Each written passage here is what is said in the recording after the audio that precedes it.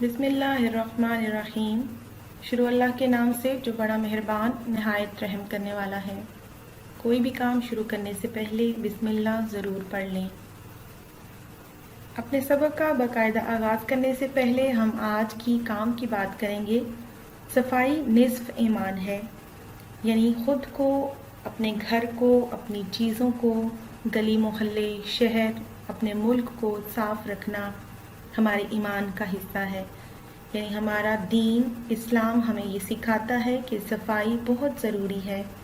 पाक साफ़ रहने वालों को अल्लाह ताला पसंद करता है।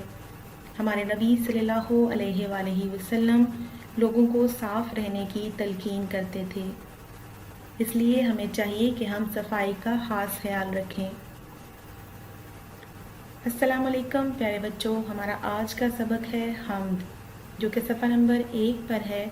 हमने अपनी पिछली 2 वीडियोस में हम्द के अशार को पढ़ा और उसके मफ़हूम को जाना। इसके साथ साथ हमने ख़ास अल्फाज पढ़े और उनके मतलब भी पढ़े। आज हम हम्द के मश्की सवालात को हल करेंगे। सवाल नंबर 1 है, इस हम्द को सामने रखते हुए मुंदरजा झैल सवालों के जवाब दीजिए।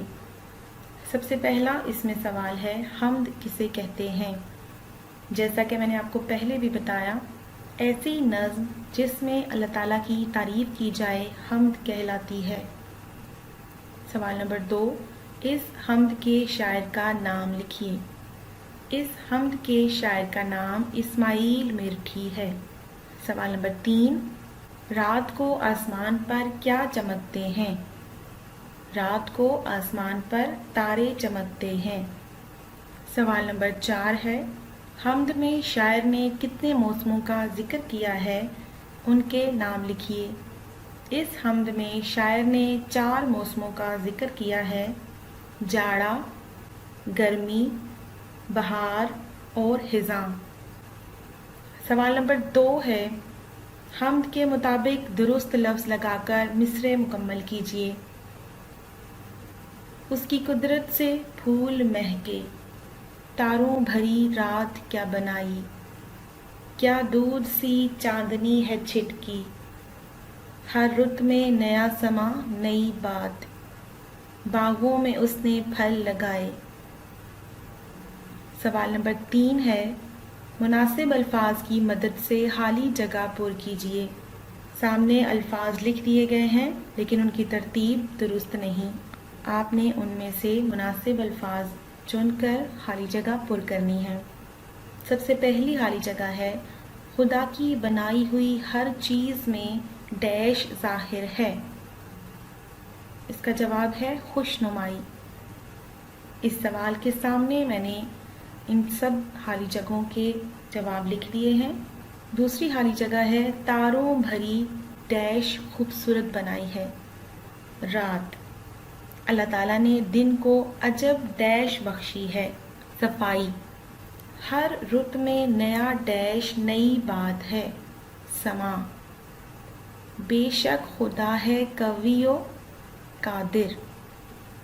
सवाल नंबर 4 है, दर्ज झैल अल्फाज पर इराब लगाइए। हम अपने अल्फाज को जब अदा करते हैं तो हमें कैसे पता चलता है कि पेश कहाँ है, ज़ेर, ज़बर, शद, मद, ये सब इराब जो हैं वो कैसे हैं और कहाँ लगाने हैं। तो इसके लिए हमें इस सबक में चंद अल्फाज दिए गए हैं जिन पर हमने इराब लगाना है और उनका तलफ़्फ़ुज़ वाज़े करना है। खुदा, ज़ाहिर, कुदरत, अजब, निगाह, बहार, नादिर।